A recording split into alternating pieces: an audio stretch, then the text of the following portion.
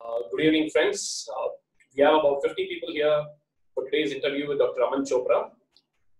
Aman Chopra is ranked #1 in surgical gastroenterology AIIMS July 2020 session. And it's a matter of great pleasure and pride to have him with us here today. He was a student of the 6-day GI immersion, which happened for about 6 days in April and May of this year, earlier this year during the lockdown. I've known Aman for quite some time now, and it gives me extreme pleasure to introduce him and have him with us here today, because Aman is not just a brilliant surgeon and a brilliant academician. He's also an extremely good human being. I've heard nothing but good words about Aman from his juniors in the ward and from his patients. So today we have with us Aman Chopra, the topper of AIIMS exam, and also an extremely good human being and a good surgeon. Thank you, Aman, for being with us here today. Yes, Aman, I would like to ask you, where did you do your surgical training, and what made you take interest in surgical gastroenterology as a profession? I was seeing regularly Whipple's procedure and lap cholecystectomy, open cholecystectomy, distal gastrectomies for malignancies. However, the appropriateness of the procedures and how to perform them in the most appropriate way, that always wanted me to venture further into the field. So I wanted to train in GI surgery. So was there any specific mentor or any person who inspired you to take up GI surgery, or who created interest in this fantastic profession field? My parents and my teachers helped me to venture into preparing for that. Okay. And when did you start preparing, Aman? Like, what was the time? I am preparing during residency, or did you wait till you finished your residency? I am 2018 batch pass out, so I had started preparing immediately post PG. Okay. From 2008 June or so to present day. Okay. Were you working during that time? Did you take up a job, or did you start preparing right away? Yeah, I was doing senior residency till August of 19. Then for November AIIMS, I resigned because I felt that working while preparing was not giving the justice to either. And I was very dedicated to my senior residency, so preparation was lacking. How easy or difficult is it to prepare during senior residency or during residency? Because your juniors, I've spoken to your juniors and I've spoken to your friends, and they all say that Dr. Aman Chopra is the most dedicated person you can never find in the ward or in the theatre. You were strict with your juniors, but you were extremely good at what you were doing, and so you inspired a lot of them to enter into GI surgery. So how did you actually manage to study during senior residency, despite being such a sincere person? That's what I said. It was difficult with senior residency because it's difficult to neglect the duty and study. So I wasn't able to study with full dedication while doing senior residency. However, 4 to 5 hours I could take out on at least 4 to 5 days a week. One day we used to have 24 hours emergency, and rest of the weeks, usually the evenings were free unless some emergency OT case has to be put up. So, and Sundays used to be usually free.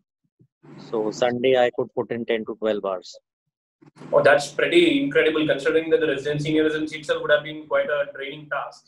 And how did you start preparing? What are the books did you use?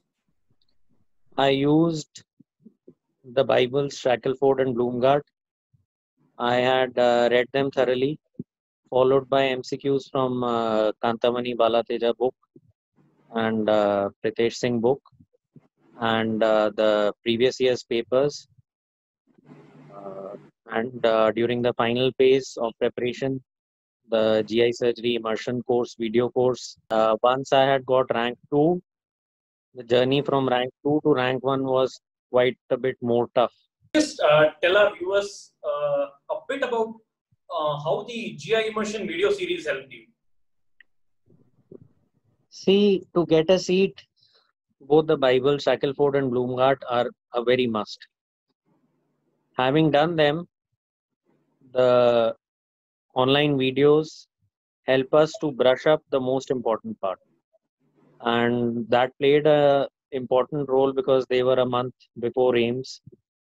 So in addition to my notes, which I had prepared over 1.5 years, plus the videos which had good faculty like Dr. Samrat Jankar, Dr. Prasanna, uh, that sir who had taught biliary tract. All of them covered the most important parts. Dr. Sondar, I think, yeah. So all of them had covered up the most important parts from where usually the questions are picked up. So that's the thing.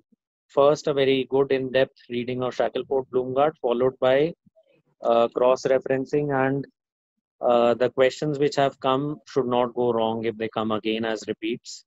You may read them 8 times, 10 times, as many times as possible so that they are fixed at your spinal level. So these videos, these online test series all help in further strengthening, re-strengthening those questions and their explanations. You almost seem like a professional athlete. I mean, you wanted the #1 seat in the #1 institute in the country, and this is not your first rank. You already had got a great rank in PGI and a great rank in AIMS before, but you wanted a seat only in Delhi, and so you waited for such a long time to get a seat again. How was it feeling in those times, like coming close to a seat and yet not being able to take it for various reasons?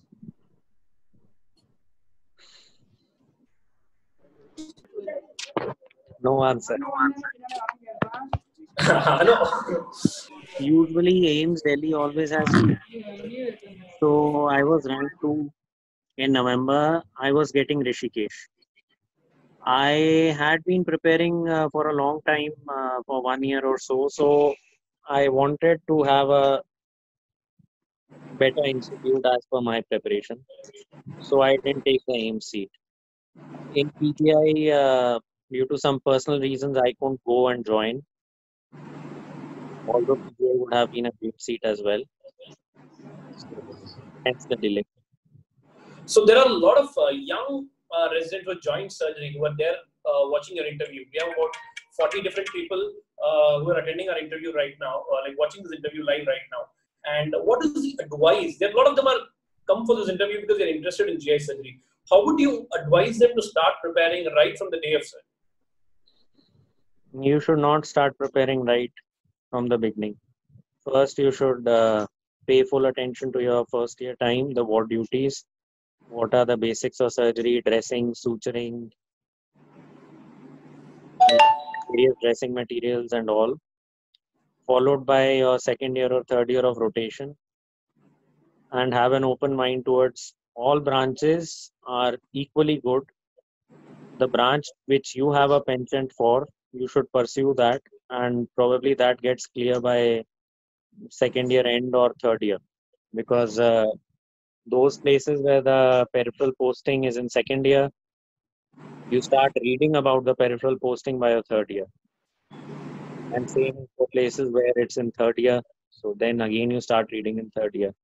Unless you know the nitty-gritties of neurosurgery, CTVS, plastic surgery, you can't decide on to stick on to GI surgery. Our hospital, I am from Safdarjung Hospital. We have peripheral posting in almost all the fields. So, and GI surgery department as such is not there in Safdarjung, but our unit was doing all GI surgery cases. So I was exposed to them. By default, all of us have a inkling towards GI surgery because mostly that is what we have seen in emergency OTs and our routine elective OTs. However, once you are through with your peripheral posting and read about it through Bailey and Subiston, then you should go on deciding your final branch.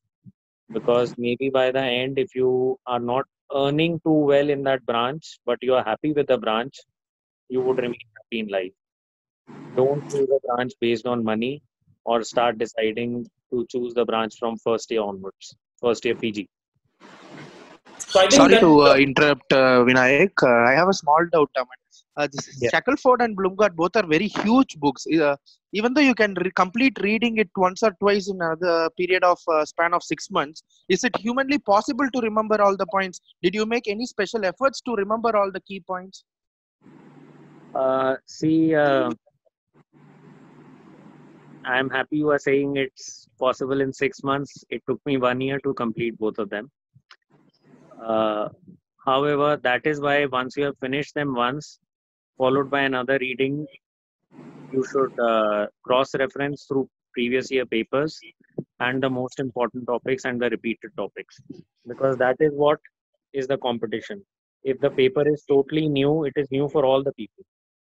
And only those who have worked hard and read the books in depth would have an edge if there are less repeats. For example, AIIMS November 19, those who have attempted would know there were many repeats. And this AIIMS had almost nil repeats, 1 or 2 questions. So the edge comes from only if you have read in depth. You are asking about retention. It took me 2 readings to have a retention. It may take you 4, it may take you only 1. Okay. And is the Shackelford and Blumgard's a must for NEET exam, or Sabiston and Bailey's thorough reading of Shackelford and Bailey is enough? I have many seniors who have got good ranks, but many of them who got good ranks in institutes didn't get so in NEET, and many of them who got good ranks in NEET didn't get so in institutes. Reason simply being the sudden change in pattern in NEET. 17 NEET was only based on Bailey Sabiston general surgery. It had equal proportion of CTVS, plastic, super specialty questions, anything. 18 had a division, so general part and the super specialty part both were mainly and only from Bailey. Like 10-20 questions may have been there from Sabiston. 19 NEET, approximately 70 to 80 questions were from both Sabiston and NEET, and at least 10 to 20 questions were there from Blumgard. Few of them from Shackelford, say 10 to 20. Now the question is, if you have studied Bailey Sabiston in very much detail for NEET, those 10 to 20 questions won't make too great a difference, because if your accuracy is almost 90% for Bailey Sabiston, so I hope you understand what I'm saying. In continuation to that, pattern of NEET can never be predicted. This time they may give everything from Bailey, Blumgard Shackelford or from Bailey Sabiston. So it's the same pattern for all. So I think it's a very detailed explanation. You're saying that NEET can sometimes be unpredictable, but institutes are generally more predictable in what books they are going to ask questions. And is that one of the reasons why you aim for institutes and rather than not aim for NEET? No, I was aiming for NEET as well. Those who have given AIIMS June 2020 would know that at least 12 to 13 questions out of 80 in AIIMS were general surgery. Absolutely.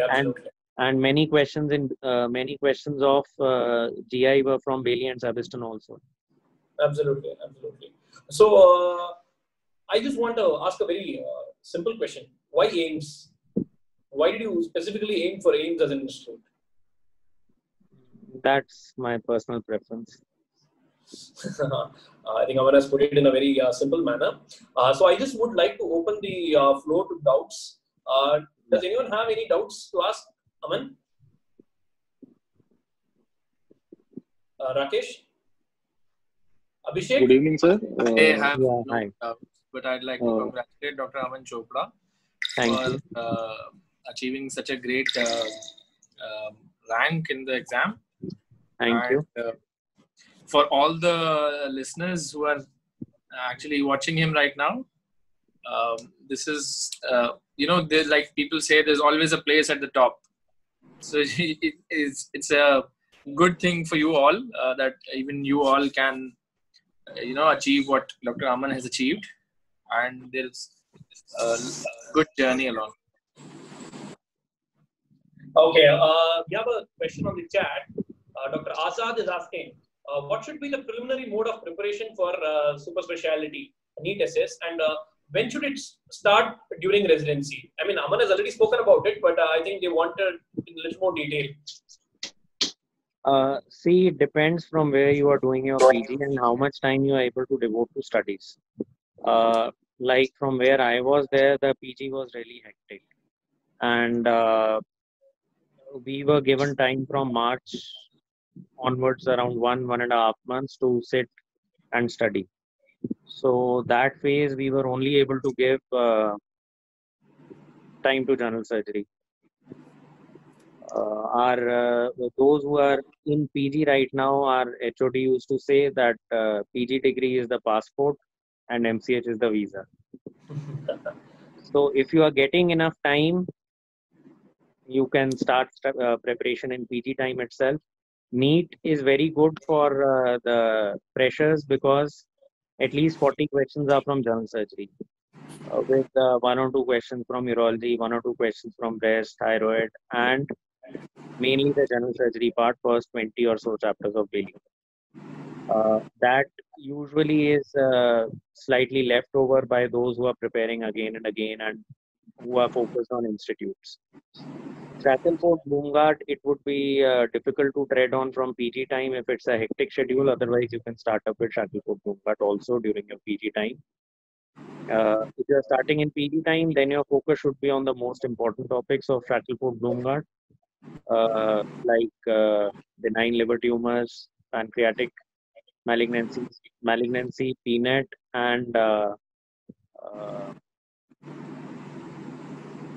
gallbladder. The Shackelford chapter of gallbladder anomalies is very nice. You should read it from there. Liver transplant is in Shackelford again. And so in esophagus, most important part is the esophageal conduits. Almost always for the institutes, there are 2 to 3 questions in esophageal conduits. So you may read it 6 times, 7 times until you are very thorough with it. AIMS November had a question on percentage of necrosis in colonic conduits. So esophagus most important chapter is colonic conduits. Esophageal conduits. The different types of esophageectomies, vagal sparing esophagectomy, which is not there in Bailey-Sabiston. Basics of carcinoma esophagus, its diagnosis, and the various trials of esophageal malignancy. For Barrett's and motility disorders, you may confine to Sabiston if time is less. In stomach, the whole chapter of Sabiston is written very nicely, and also Bailey. Even last November 19 questions were there in stomach from Bailey, as well as in this paper. In small bowel, the important chapters in Shackelford are intracutaneous fistula, small bowel adenocarcinoma. They can't be left off before any exam. Large bowel, almost all the topics. Thing is that if you prepare in a group, it may help you out by people who are reading from Sabiston or Bailey. They may post the most important points, like Sabiston mentions about collagenous colitis, which is not given in Bailey or Shackelford. So there are some small points which are given in different books, which you may miss if you have just read one book. There are a few people asking it out. They are asking, what do I choose? MCH minimal access surgery or MCH GI surgery? See, minimal access surgery, getting in is slightly easier because the competition is slightly lesser. However, the seats are also lesser if you consider all the places, because minimal access, I think, is there only in AIMS and 1 or 2 more institutes. However, minimal access doesn't limit you only to GI. You have thoracoscopy, you have minimal invasive parathyroidectomies, thyroidectomies, adrenalectomies. So they are not comparable. Okay. Dr. Rakesh has a doubt. Bailey, thorough and selected chapters from Sabiston. Is it the right approach to cover general surgery? Pardon? Like Bailey along with selected chapters from Sabiston. Is that enough for the general surgery part of NEET? It should be enough thing is, how much in depth do you retain that Bailey? And the parts you have covered in Sabiston. If there are 5 or 10 students who have done, say, Schwartz review also, so obviously they'll have an edge. Okay. But if whatever question comes from Bailey and that red part of Sabiston, you do not miss out on that. Thing is, nobody can read everything. But what you have read, nothing wrong should happen in those topics, in those questions. You should try to minimize your careless mistakes. There are a few doubts. They're asking whether we should use Maingo in our preparation and textbook of surgical gastroenterology by Dr. P.K. Mishra. Is it necessary or is it good? See, Maingo has very good explanation of esophagectomies, the procedure in short, and almost all the steps have been mentioned well. Also, all the chapters of perspectives of particular, say, perspective on gallbladder cancer, perspective on esophageal cancer. These chapters are the latest editions which have which have been published after Shackelford latest edition as well. Okay. They are the most recent updates. Okay. And textbook by Dr. P.K. Mishra is good for the interview, not per se for the, because references are mostly, you would find questions picked up from Shackelford and Bloomgard, sometimes line by line also. Okay. So there's a question. How do we make notes? Any specific methods while making notes?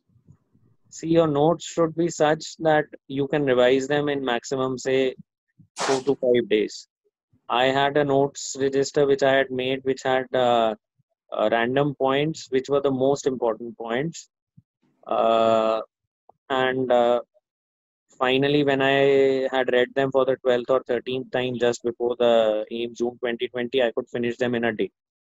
Okay. Although first time I had revised from them after finishing the notes, it took me 8 to 10 days. So once you have read your notes also thoroughly, then time goes on reducing. But if you, in your notes, copy almost whole of Shackelford and Bloomgard, then you'll have double the volume of the Bibles themselves. Okay, so you should be extremely selective in taking notes. Definitely. Only points which you would forget, which would be different from person to person. And the various values, centimeters, percentages. Okay. I mean, there is a doubt about the test series. What is your opinion about the Surg Test general surgery test question by question? Because I mean, people tell that it's pretty comprehensive. And so could you just talk a few words about the general surgery question bank on the Surg Test app? General surgery question bank of Surg Test app is quite good because almost all the chapters are covered, and besides the explanations have been given directly as pickup lines from Bailey. And if there is any errata, that is cleared on the group itself, WhatsApp. Okay. And so last 2 months, what should be the strategy? Last 2 months before NEET, the strategy should be like you should be giving 40-60 to GI, 40 and 60 to general, because usually general is weak. If you have been preparing well, then usually general is weak because you would obviously be paying more interest and time devotion to GI. But if you have sat down to study now, then you should be preparing more for GI.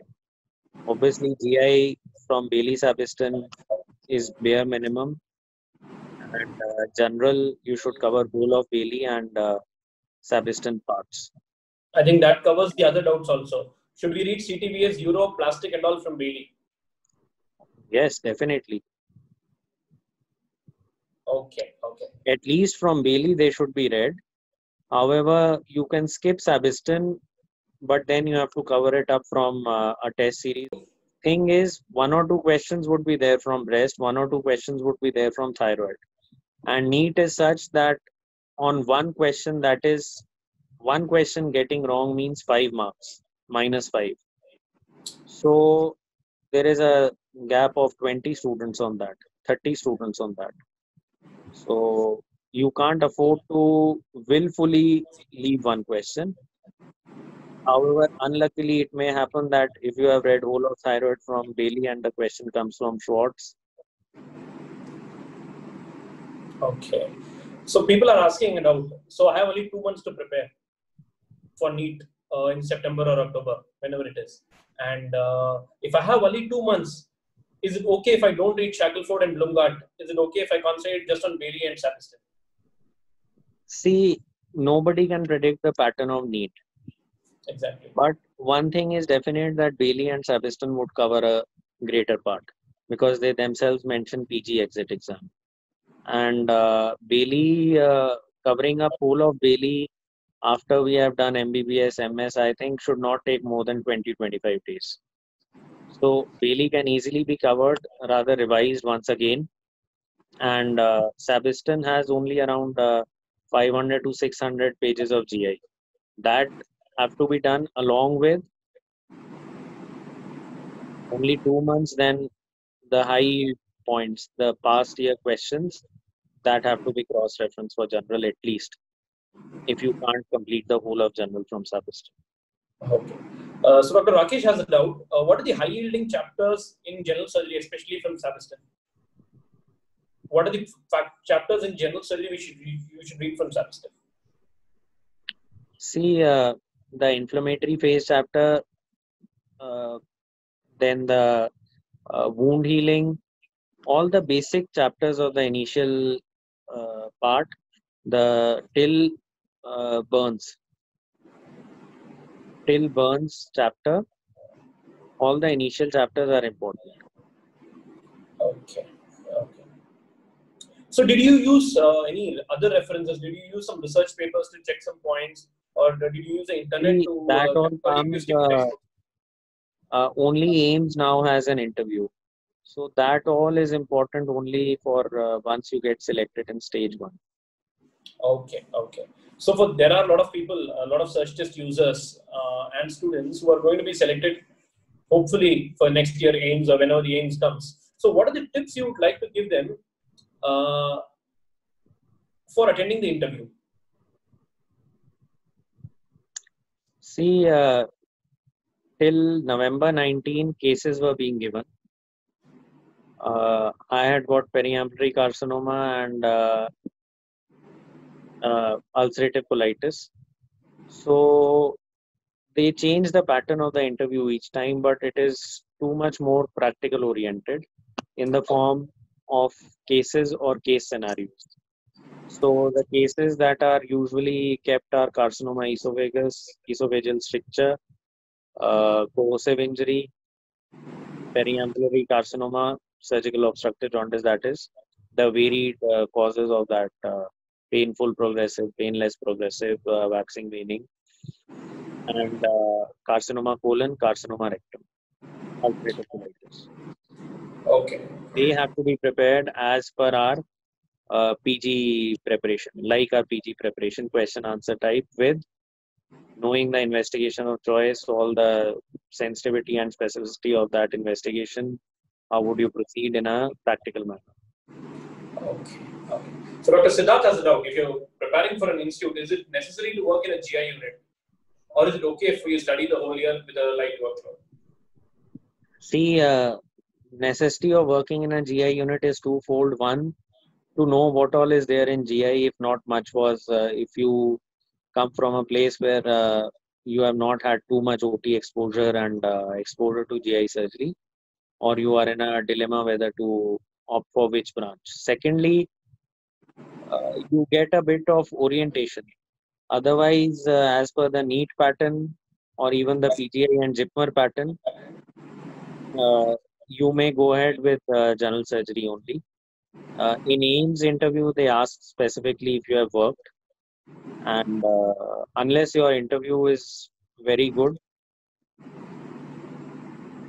working in a GI unit helps. Okay. Okay. So is it a must to remember all clinical trials? Dr. Gopi has a doubt. See, the most important ones you should know, and the ones which have come in the paper. Only then would you remember the one which comes in the paper. I mean, nobody can remember all the trials, but the most important ones you should definitely know. Magic trial, Cunningham trial, roller, polar, etc. Shark trial.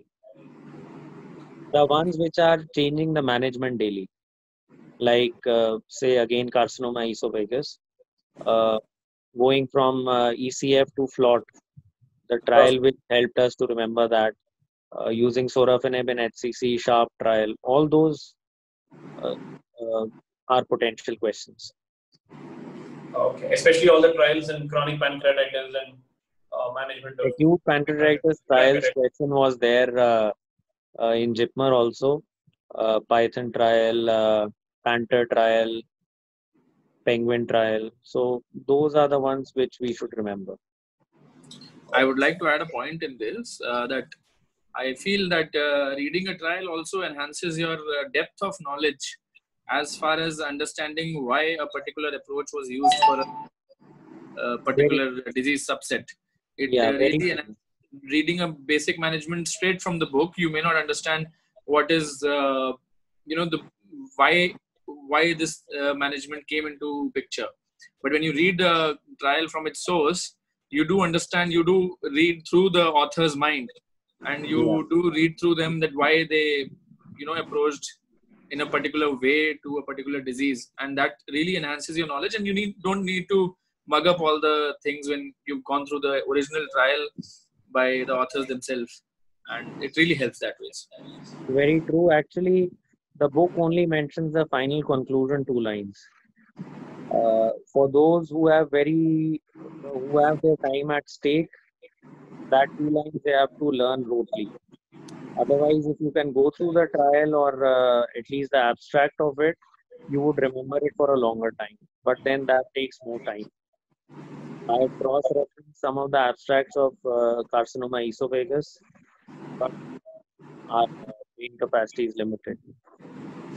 We can't remember everything, but definitely if we understand and build a concept, it lasts longer. Thank you, Aman, for this wonderful interview. You have helped a lot of young surgeons get an idea and a perspective about how to prepare for super specialty exams, especially GI surgery. Thank you all participants for being here with us today. Thanks to those people who raised pertinent questions about the preparation. I just want to remind you that SurgTest is an app-based testing platform for surgeons which helps you prepare for NEET super specialty and MRCS. We also have video lectures for the GI surgery and onco surgery lectures are also coming up soon. And you can visit our website. Also download the app on Play Store and App Store. Contact our team for exciting discounts and offers on the app.